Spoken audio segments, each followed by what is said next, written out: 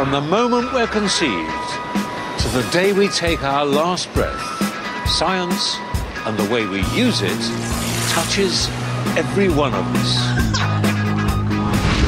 Science has given immense power to save and nurture life. But the pace of change is so great that we don't often take time to stop and appreciate how far we've come. That's why I want to share with you 10 of the most important scientific advances of our time and reveal some of the things that might just lie ahead.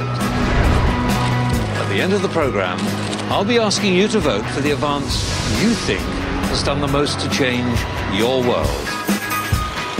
It's had a massive impact on our society. It's really changed your life, didn't it? So you're the perfect bionic woman. Yeah. And the winner, well, it's up to you.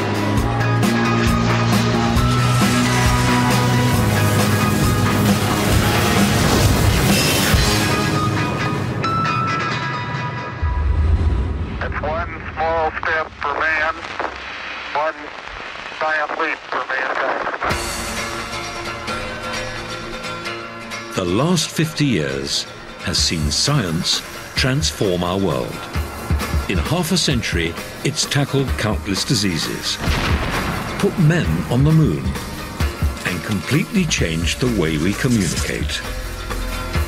These are my top 10 advances. Some things you may expect, others you may find a bit more surprising. The first advance to take place in my top 10 almost didn't make it, because it's very nearly too old.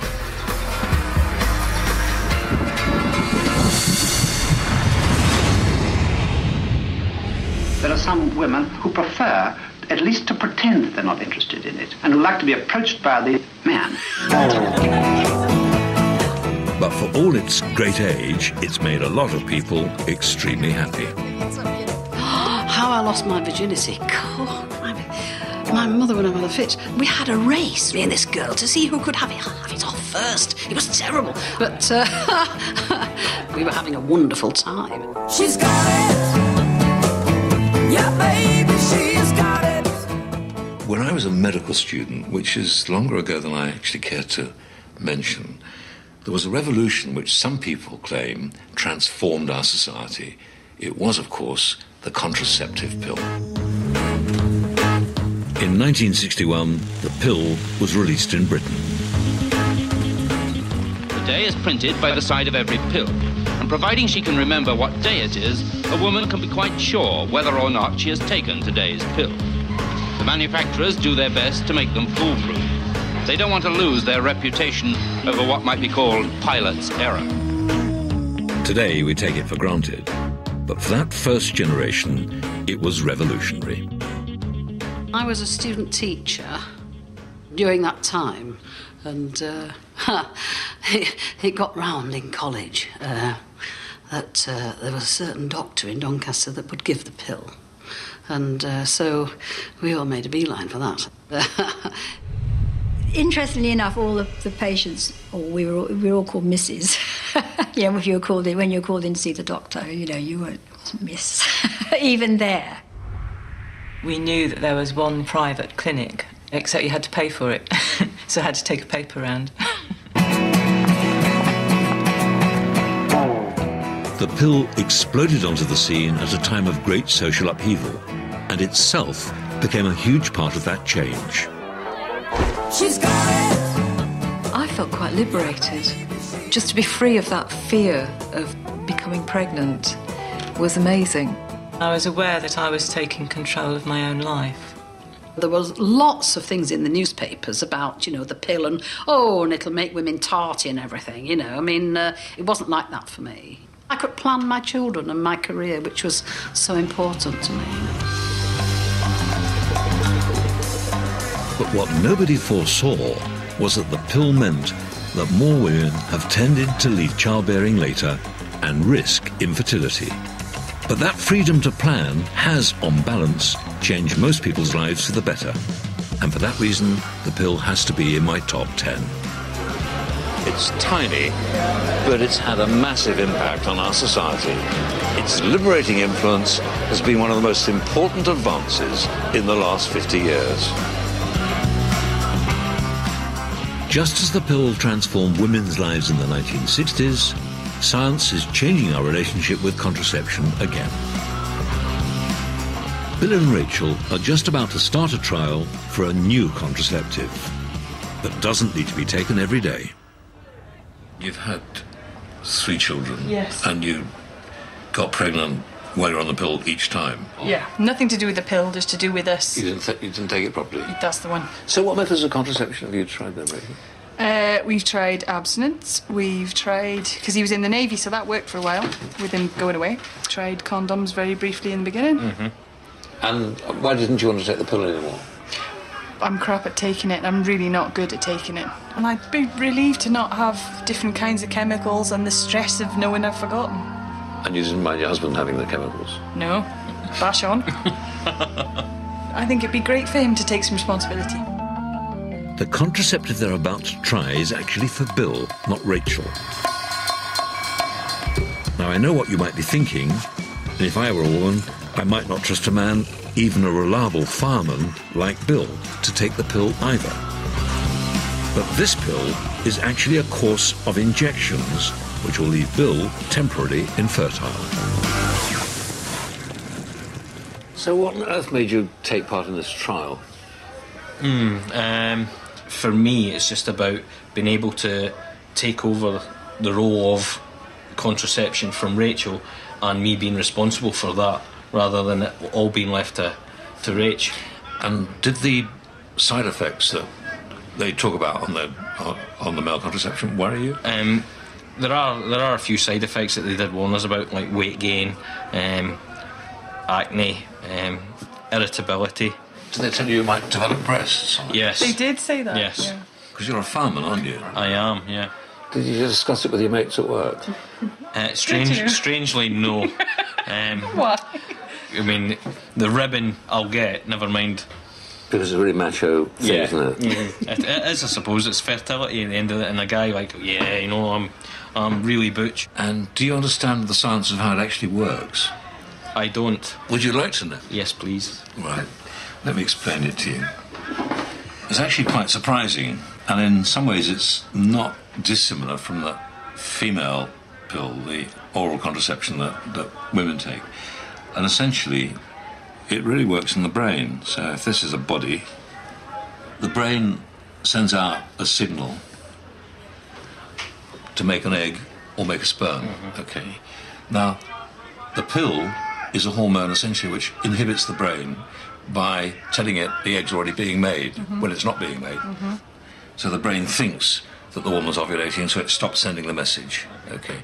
And that's exactly actually what happens with the male contraception too. So if you're given the male hormone, okay, that tells the brain, I'm making lots of sperm, so it just shuts down. Yeah. So it's quite an elegant idea. And that feedback is one of the most, I think, interesting examples in biology of how the body works. The idea is that the injections will deal with Bill's biological feedback for months at a time. And this is your idea? So the first entry on my list is the pill, revolutionary in the 60s and still reinventing itself almost 50 years later. It's just fantastic.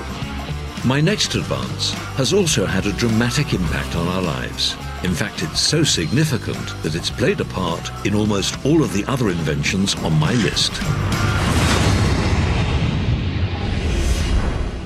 When I was a schoolboy, I worked in a radio factory. I was paid £5 a week by Mr. Ben Zimra, a princely sum, to solder little components onto a printed circuit board like this.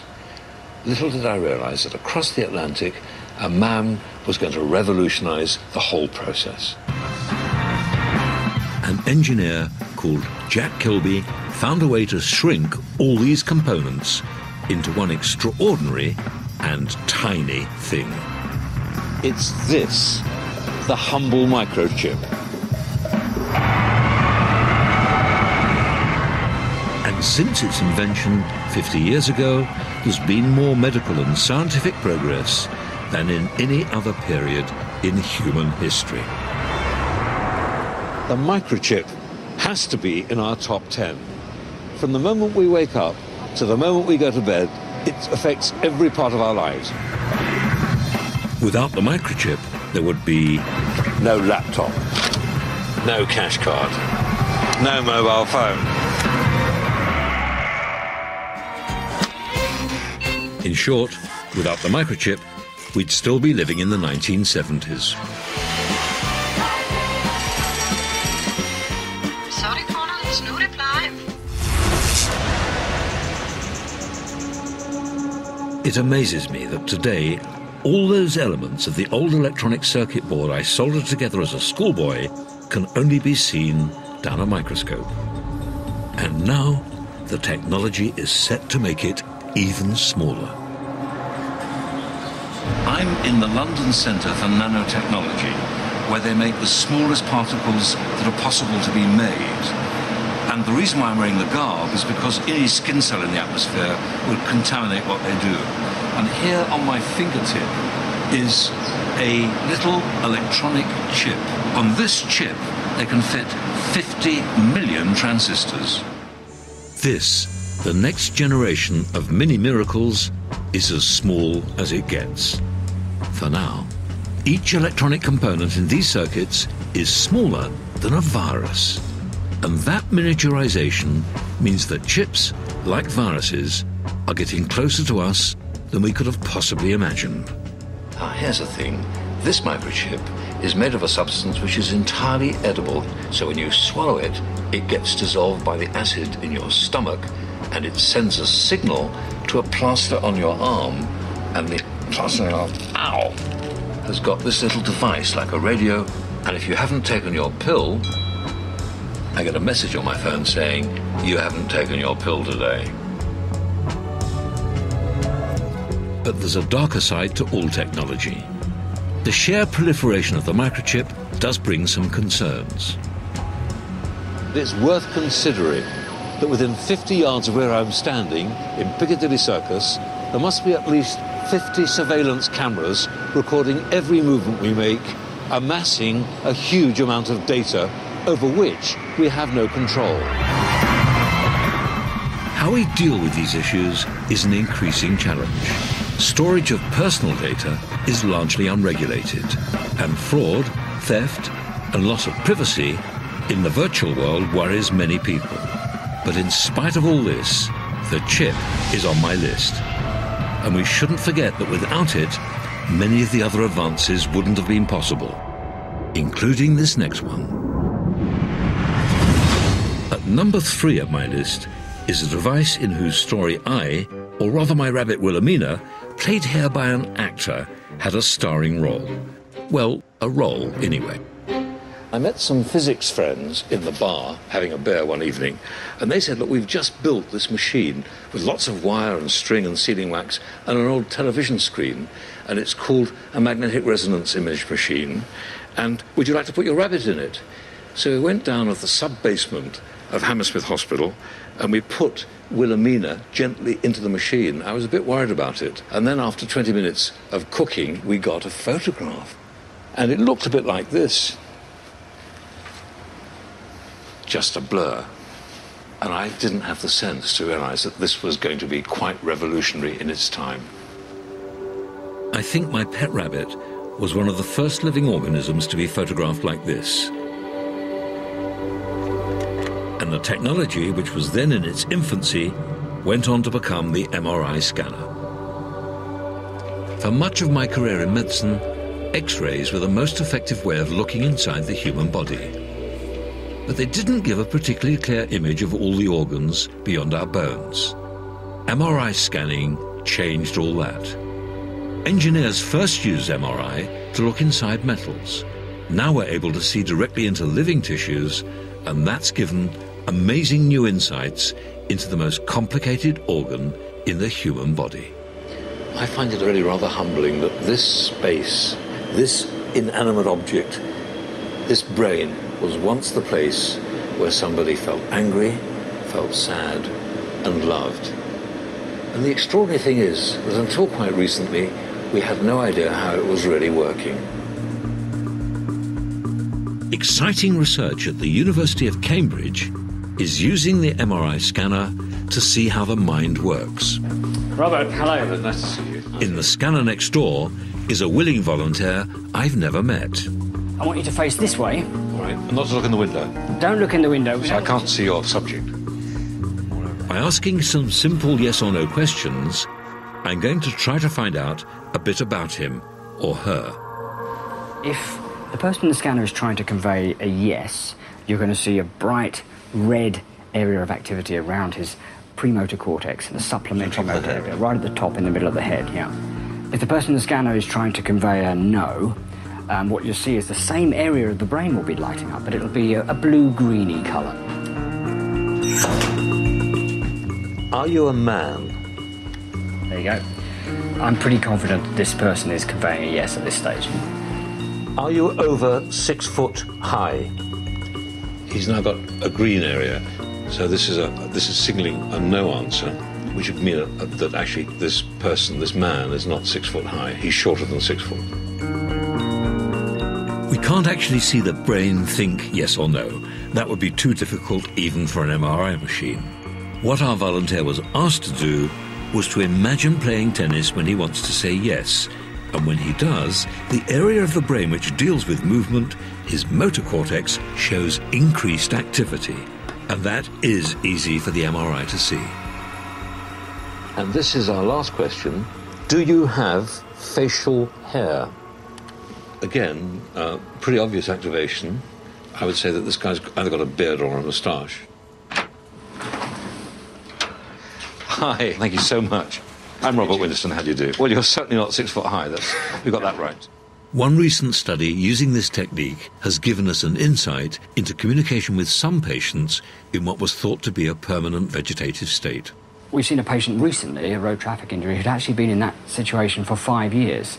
And he was able to use this technique to convey yes and no responses to us. It's certainly not the case for all patients, but we now know there are a subgroup of these patients who probably can do more than we think they can. It's quite scary, isn't it? Don't you think? Do you not find that really quite amazing, but also sort of very on the edge of our humanity? Isn't it? It is. I mean, it is something that many people find quite difficult to think about, the idea that you could be trapped inside your body and unable to communicate. And, hopefully, we've found a way that some of these patients can get around that issue. And essentially what you're measuring is changes in blood flow. We're basically looking at the areas of the brain that are working hardest. They're drawing blood which is delivering oxygen, and that's what we're measuring. I mean, I couldn't look at somebody with this machine and say, he thinks I'm a complete moron. No, I mean, that might be true, but at least you won't know that. That's a good thing. Undoubtedly, the MRI machine has been the most important way of seeing how our brain works, and that alone qualifies it as one of the most significant advances in the last 50 years. But what really makes it stand out for me is its extraordinary ability to transform lives through its use in medicine. 17-year-old Ellis Westrip has had severe epilepsy since she was 11, and MRI scans have recently revealed that the seizures are due to a brain tumour.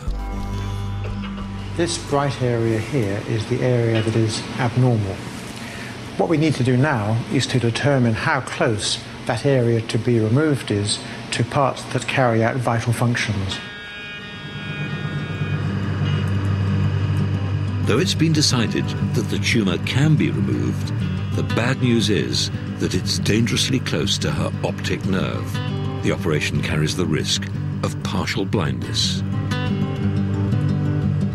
But for Ellis, it's a risk worth taking. I'm trying to forget the risks and just think positive, the good things about having the surgery. I feel I'm going to get better. I can change my life back to how it was before. The epilepsy got so bad, I decided to leave school early because I couldn't cope anymore. I just got upset a lot that I was different. It did change my life a lot. The tumour is buried 5 centimetres into Ellis's brain. In the past, patients undergoing this operation would have run a significant risk of suffering brain damage. But thanks to MRI, the risk to Ellis is greatly reduced. In a new use of MRI, the scans are mapped onto an image seen in the surgeon's microscope, and that will help him navigate past the healthy brain to remove the tumour, which is shown as a dotted line.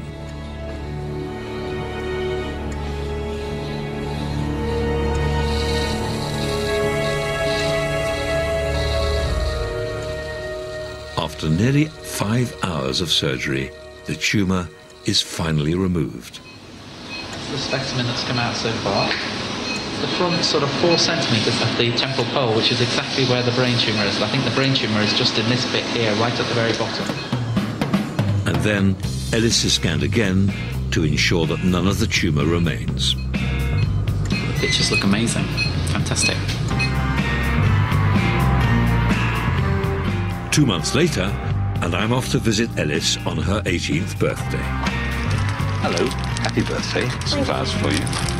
I'm delighted to see that she's made a full recovery. It's amazing that only a few weeks ago, before the operation, she was having up to 8 seizures a day. Are you having any seizures at all? None. None at all. Just really changed your life, hasn't it? Yeah. Yeah, it's fantastic. It's miraculous to see how the surgeon's skill and MRI technology has totally transformed Ellis's life. The past 50 years has seen innovation, invention and discovery on an unprecedented scale. I'm choosing what I think are the very best, the top 10 scientific advances of the past half-century. So far, we've seen how the pill has revolutionised women's and indeed everybody's lives. We've looked at the almost miraculous effect of the microchip on, well, more or less everything. And we've marvelled at our godlike ability to peer into the mind thanks to MRI scanning. There are still 7 of my top 10 to come. And after the programme, you'll get a chance to vote on which is your favourite. The best of the best. Meanwhile, on with the list. My 4th choice, which though rather familiar, has the potential to save the planet. Well, I certainly wouldn't be without this. It's one of my favourite inventions. It's the electric torch. But the great advance in the use of light came 50 years ago with the invention of the laser, which concentrates the light down a very narrow beam very precisely. It's the greatest advance in the technology of light since mankind lit its first candle.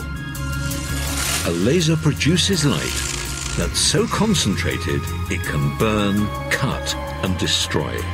From the very beginning, this destructive power has sparked the imagination of science fiction writers. He has chosen his own death. But the force can also be used for good, and that's why it's in my top 10.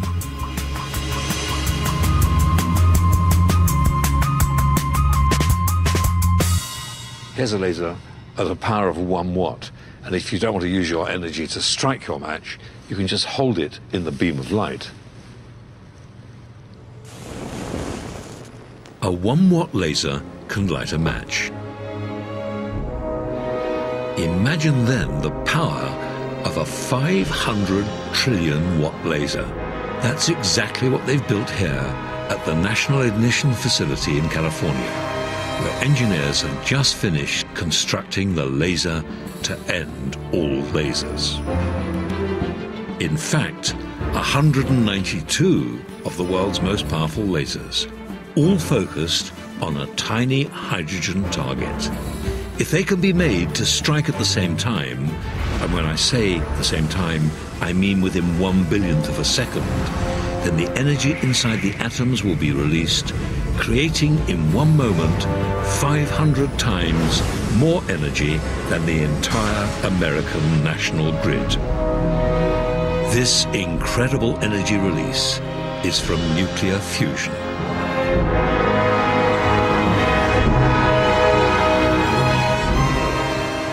What is fusion power? Well, fusion power is what's going on inside the sun, right? You know, and that is when we crush hydrogen together, we get this fusion to happen, we turn mass into energy, and that energy comes out, and if we can collect it and turn it into electricity, that's what we want to power our civilization. That's fusion power. That's what we hope to make happen in this target chamber. What is so exciting about this energy? We have no issue of pollution, and we have no issue of global climate warming. That is the dream. That has always been the dream of fusion energy, and hopefully we'll be able to do it here. And no nuclear waste, of course. And no nuclear waste, right. And I just know that in this facility in the next couple of years, hopefully one, we will find out that we can do it. Effectively, within this chamber, Ed and his colleagues are trying to create and capture the power of a star by fusing protons in an atom, a source of energy so powerful that if it could be harnessed, it would provide the holy grail of cheaper, cleaner, renewable energy and reduce our dependence on fossil fuels. What's utterly extraordinary is that all this energy that you're generating from this vast machine is actually in that. Right. Just show me that little capsule. That capsule is where the hydrogen fuel resides. And it resides there at near absolute zero. And the laser light comes in and it heats up this can. When the shell explodes, that hydrogen implodes at nearly 1.5 million kilometers per hour. And that's how we get that fusion to happen.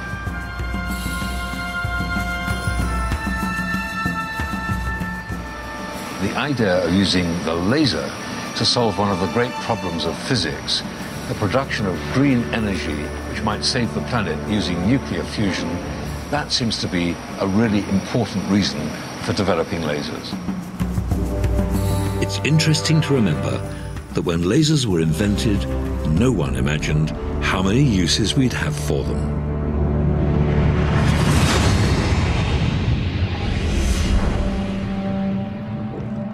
It's unfortunate but true that war is when we make some of our greatest advances. And my next owes much to conflict. I was in southern Afghanistan, on patrol at night, stepped on an IED. I remember seeing the flash, the feeling of going through the air, landing, and I got blown about 15 feet away from the lads. I knew what happened straight away because I checked myself, checked if I still got all my fingers on my hands, and I got to my leg and I thought, oh, well, that ain't there, fair enough. And I checked my other leg and that was bleeding badly, all shattered bones and everything else. So I knew that probably wouldn't be there when I woke up. There you go.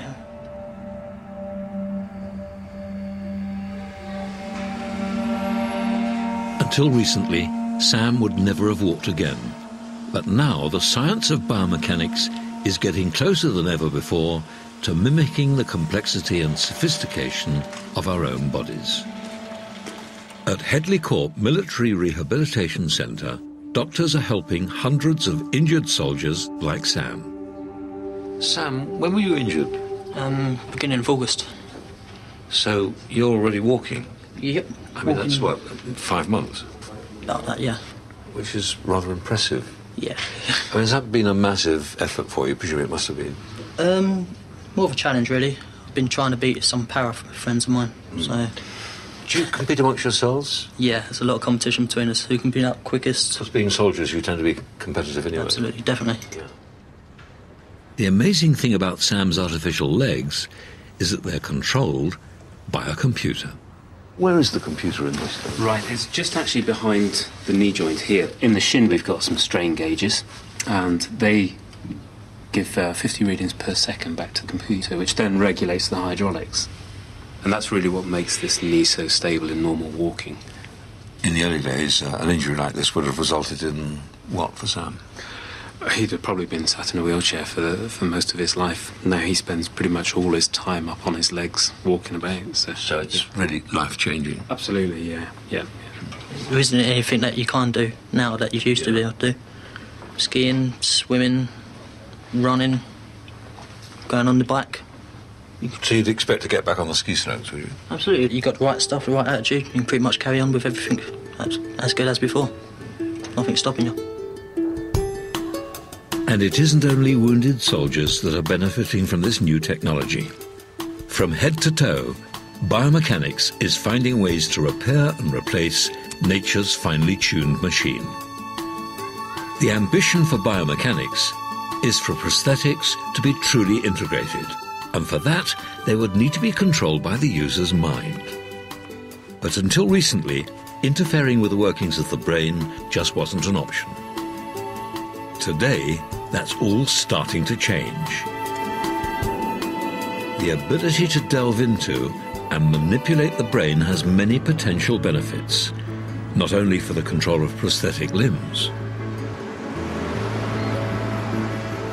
Diane Heyer suffered from depression for more than 20 years. Her illness was so crippling that it even drove her to attempt suicide 3 times. So tell me what it's like to be depressed. It's awful. It's like being in a dark cave. Nobody around, cold, and lonely. If you have depression, you have absolutely no desire to live.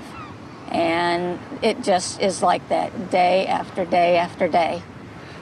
And actually, I guess I felt dead inside. I was like a living, talking, dead person. I tried several medications, and I also tried ECT, electroconvulsive therapy. That was pretty awful, too. In a last-ditch attempt to control her depression, Diane underwent groundbreaking surgery in the hope of controlling her devastating depression. In a 5-hour operation, electrodes were directly inserted 8 centimeters into her brain. To check that the electrodes were in the correct position, Diane was woken up during the procedure so that the impulses could be adjusted. When I woke up, they said, we're going to turn this on now, and you let us know how things are feeling. And at first I felt pretty warm, and then they turned it to another setting, and my heart was galloping. How you feeling? Starting to smile, feel happy. And then all of a sudden I just got this great big grin on my face. Right. And after that, then they put me back to sleep so they could finish up the surgery. So you sort of immediately felt happy, did you, suddenly? Oh, yes. For me, it was instantaneous. What was that like? Amazing. It was almost like my brain was doing gymnastics. It's how I used to feel when I would go to work and have good weekends and do things. 3 years later, and Diane lives with the system wired into her own body, much like a pacemaker. And where do the wires run? Because the control box is in your chest, isn't it? Right, yes. They start here, and then they go down to the back of my skull and down the back of my neck and around, and then plug into a battery pack on my chest. Does it worry you that you had a totally experimental thing inside your brain? No, because it's been worth it. From the very moment the electrodes were switched on, Diane's depression disappeared. And of course your life has changed totally. 180 degrees. Yeah. I wake up every day and I think, what's today going to bring? I have an excitement about living again that I did never have. So you're the perfect bionic woman. Yeah. Yes. Even as a last resort, it seems utterly terrifying to think of thrusting an electronic device deep into the center of the brain in the way that's happened with Diane. But you can't knock it because it's completely changed her life. Because of its power to transform lives and potential to touch many others, bionics definitely has a place in my top 10. Is it the most significant advance in the last 50 years? That's up to you to decide at the end of the programme. Or maybe you'll go for my next choice. A remarkable invention that more than any other perhaps has caused change.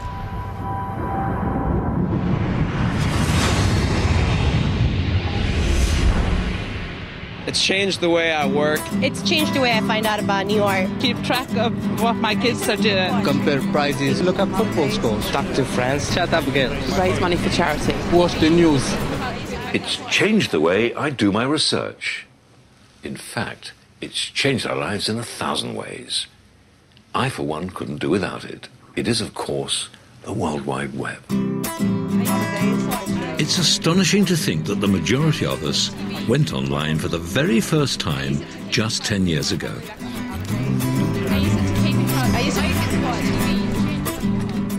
My first contact with the internet was one day when I went into the lab and saw my Chinese PhD student typing on the screen, and there she was typing, and then suddenly she took her hands off the keyboard and some other letters appeared just underneath. What was happening, of course, was that she was communicating with somebody in Hong Kong. I thought, this will never take off. The World Wide Web required all the computers in the world to be able to talk to each other using one common language. But that was impossible until 1990, when a British scientist called Tim Berners-Lee figured out a way to link everybody up. Welcome to my world. He created a code allowing computers to share information. And suddenly, we could speak to each other. Welcome to my world. And a new age of communications began. With you in mind. Because the web was never patented, it is free and open to anyone to use. Today, 1.7 billion people use the web globally. Hi everyone, today we're going to be doing a Hollywood lip look. When you're poaching eggs without an egg poacher, it can get a little bit messy. So if you can dance like this? Not since the invention of the printing press have we seen such a leap forward in the amount of information freely available to everyone. And never before has there been such a platform for ordinary people to make their voices heard. This is just my opinion. You disagree? Feel free. It's how we communicate with friends. 1 billion of us use social networking sites, and 300 million meet people in a virtual world. Our children use it to interact, to learn and play. It's transformed news and information. In business, we've all become traders, buying and selling at the click of a button. For all of the risk of exposure to violence and pornography, worrying issues we have to face, the internet is one of the most significant advances of the past 50 years. And for me, the web is exciting because it allows all of us to participate in science like never before. They live in isolated. Dr. Chris Lintott has the task of classifying over 1 million galaxies from photos taken by robotic telescopes. He was so overwhelmed by the amount of data that he enlisted thousands of online volunteers to help him. But the really exciting thing is that these armchair scientists made a new discovery. A couple of years ago, a group of our volunteers noticed that in the background of some of the images there were these small, round, green objects. They called them peas, and they found a couple of hundred of them and came to us and said, well, what are these? And so we've looked at these with some of the world's largest telescopes, and they turn out to be galaxies undergoing a dramatic burst of star formation. These are the most efficient makers of stars anywhere in the local universe, and they've been missed by professional astronomers. It was only thanks to the help of 250,000 people, their armchairs and their internet connections, that they came to our attention. Galaxy Zoo is just one of a host of projects inviting the public to get involved in science. Who knows what progress we could make through collaborations like these, made possible by the internet. This massive progress in how humans exchange information undoubtedly makes it one of the defining advances in the last 50 years. Does the far-reaching impact of the World Wide Web on all our lives make it the most significant advance? Or does the revolutionary joining of man with machine mean that biomechanics gets your vote?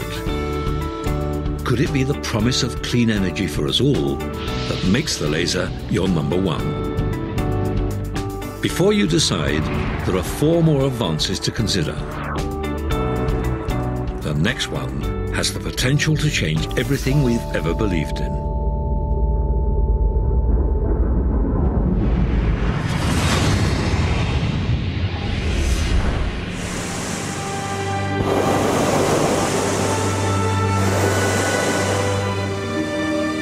What distinguishes us from all other creatures? It's human inquisitiveness. Why are we here? Where we're going? What's our place in the universe? Looking down on the world from above, you realize just how insignificant we are. Since the dawn of time, people have marveled at all the vastness around us and wondered, how did it all begin?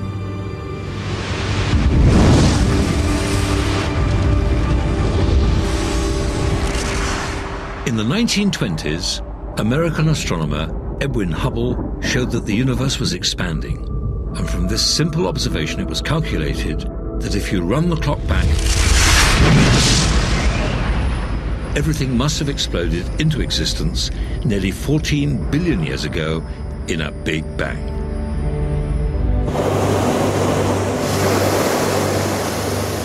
For me, I suppose what I find so exciting about Big Bang is the ambition of the idea. Here is an idea which is not just about our planet or about our solar system, but unifies our whole notion of the universe. And it tells us about our beginnings, about where we came from, and possibly to where we're going.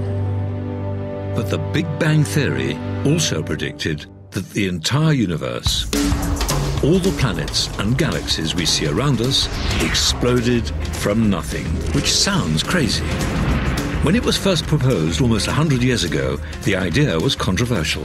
But in the last 50 years, science has started to gather hard evidence that the Big Bang may not be such a crazy idea after all. In 1965, 2 radio astronomers working on this satellite antenna in New Jersey started to pick up a strange signal.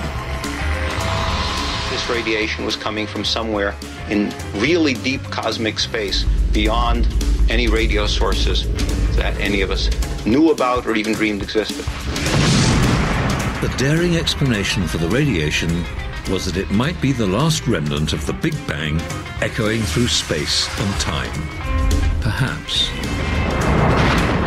In 2001, the WMAP spacecraft analyzed this radiation and even produced a map of the early universe that seemed more or less to prove the Big Bang Theory.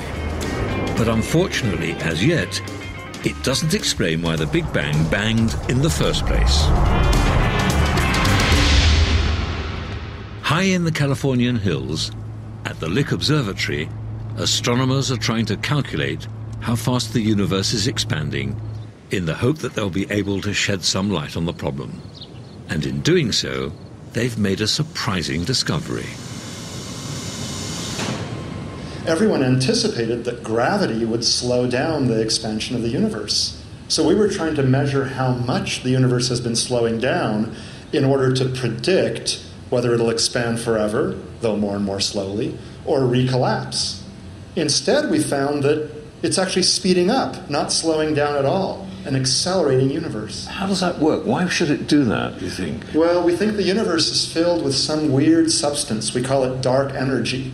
But we know essentially nothing about it. So it's there, and it's, in a sense, gravitationally repulsive, causing space to expand faster and faster with time. It's all very well to say that the universe is expanding, but one of the questions that I think will puzzle a lot of people, including me, is what are we expanding into? Well, that actually puzzles all of us. We may be expanding into a bigger hyperspace, one with more dimensions.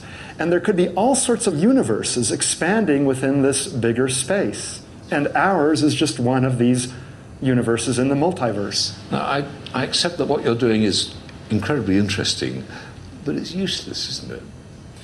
Well, in a sense it's useless, but the accelerating nature of the universe is important in part because it may help us understand the Big Bang. So it's the birth of the universe, and so we should try to understand how it is that it happened and how the universe has evolved since then. But that the data are indicating something weird is, I believe, not controversial at this stage. Why is Big Bang in my 10 great ideas? Well, it's symbolic. It's symbolic of something which makes us uniquely human, our inquisitiveness, and it's that which drives us, through science, forward.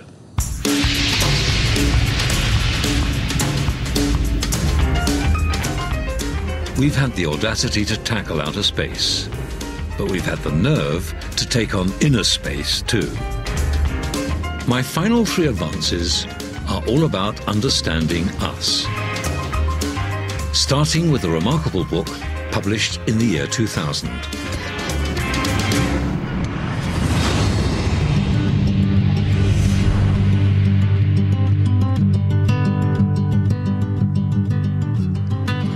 "115 volumes like this contain the printout of the human genome from just one individual. 3 billion letters.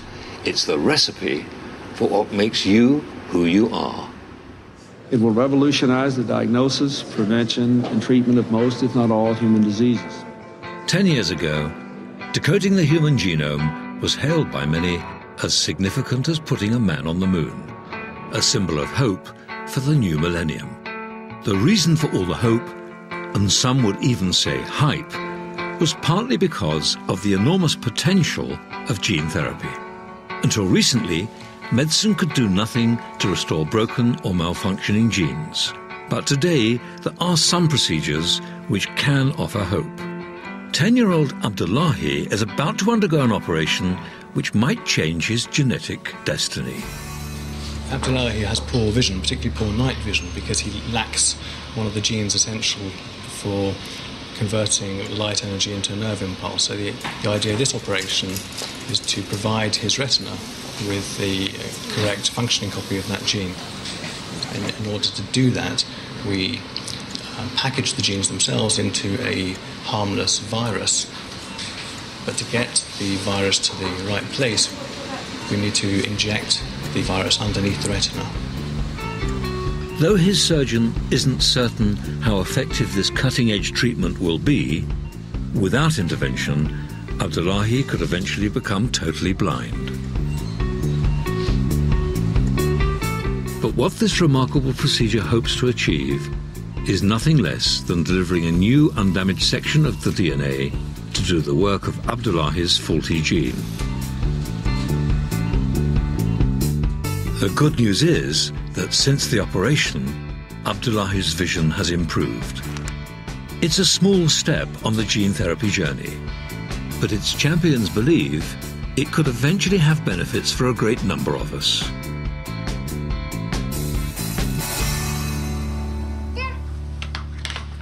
Could he? It's got hundreds and thousands on it, hasn't it? Yeah. Like about 10% of children in the UK, Millie and Ruby suffer from asthma.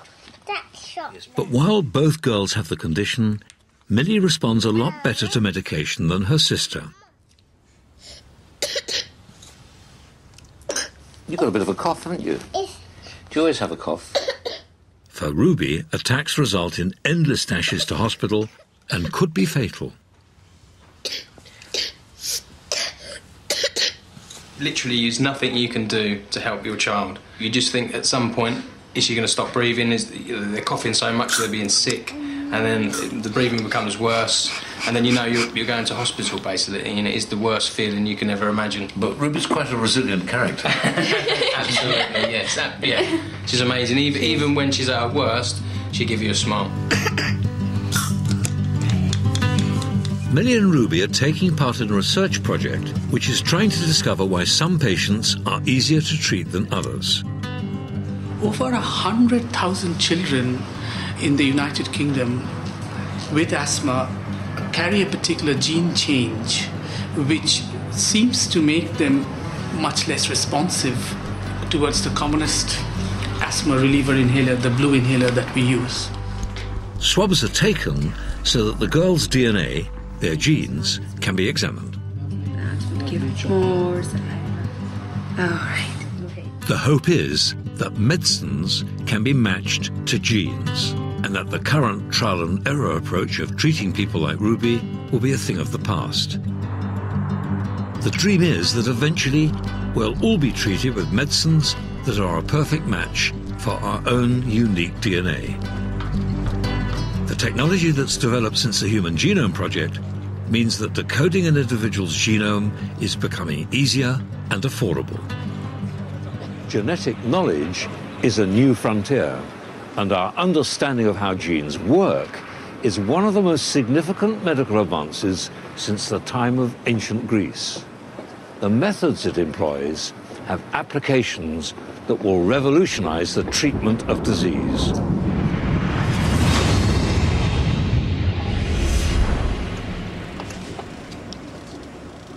Scientists working in this lab at Imperial College are trying to find a cure for a devastating human disease.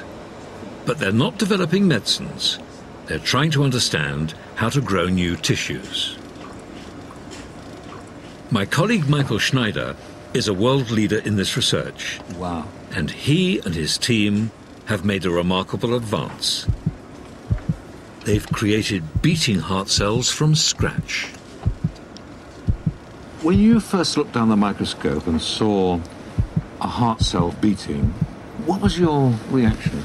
Well, when you see a cluster like this beating vigorously in the dish, it obviously stimulates your thinking about how to apply that information to the complicated task of cardiac muscle repair in a clinical setting. 10 days ago, those kinds of cells were undifferentiated embryonic stem cells that can become any cell in the body without restriction. Stem cells are among the first cells produced when an egg is fertilized. Though they start off looking the same, they soon turn into very different things: bone, muscle, hair, teeth, nerves. All the different cell types that make up a human being. By understanding how these transformations work, scientists like Michael are trying to find out how to repair damaged or diseased organs.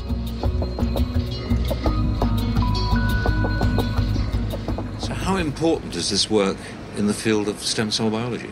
Well, 40% of the people watching this program will die of cardiovascular disease. Taking that together with the fact that heart disease boils down to cell death without cell replacement, that makes cardiac repair by stem cells one of the most important and promising areas for stem cell research. So far, there have been few treatments developed because of work on stem cells. But some researchers even hope that eventually they'll be able to grow replacement organs, or at least help the body repair itself.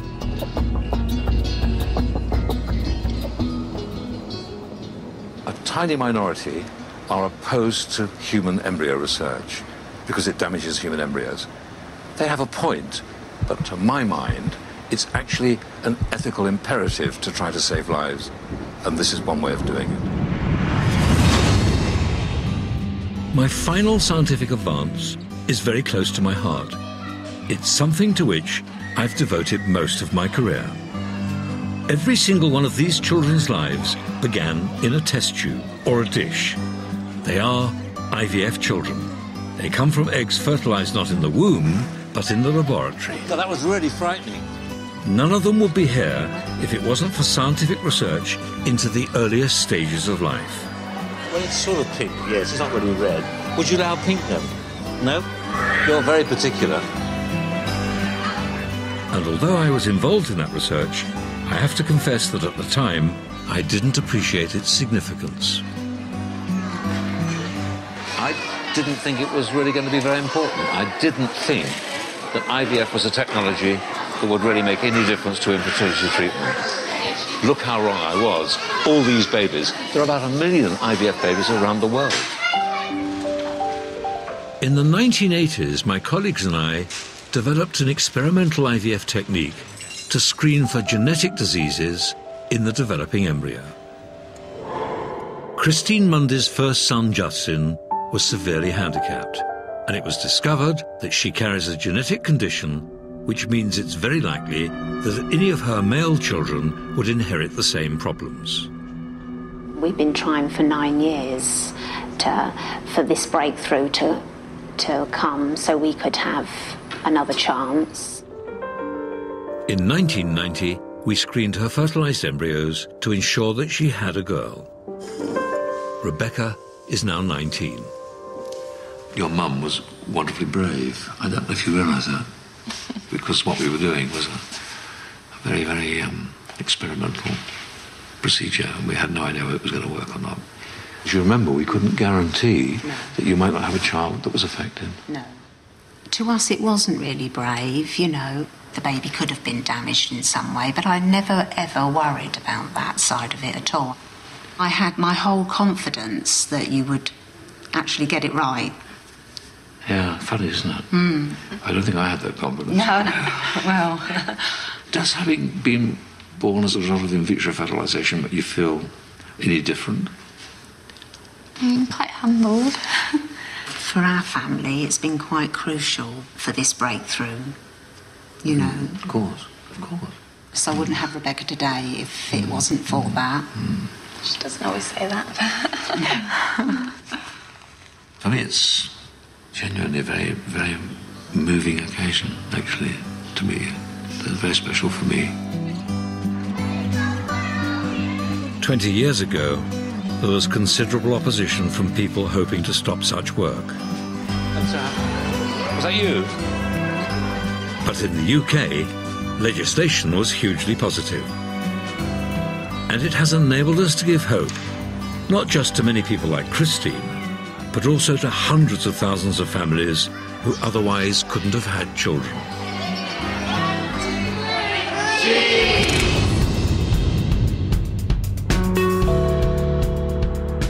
Well, that concludes my list. Now it's time for you to have your say. Which of the 10 scientific advances that we've looked at do you think is the most important? Is it the millions of lives created by IVF, or the huge promise of stem cell research? Is your favourite the life-saving MRI machine, or the mighty microchip? Do you think the contraceptive pill has done more for us than the giant laser ever will? Or is it our ability to rebuild ourselves with bionics that inspires you the most? Can you say the global power of the internet beats the huge potential of understanding more about our genes? Or does the mind-boggling Big Bang Theory trump them all? Go to our website to vote for the scientific advance you think has been the most significant. Visit bbc.co.uk/science. There's a reminder of the top 10 advancements on the website. But before you vote online, I feel I should put my cards on the table. Well, I'm reluctant to say which of these 10 advances is my greatest, but just possibly I might plump for research on Big Bang. It might seem useless, yet the knowledge it brings will almost certainly have unforeseen consequences for humanity. Just possibly, understanding the universe a little better will help our species to continue to flourish.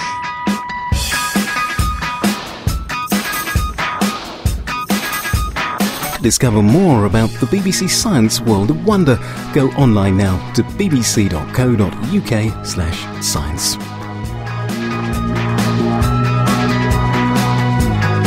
A magic trick that ended in murder. Skeptical minds take some convincing in new tricks next.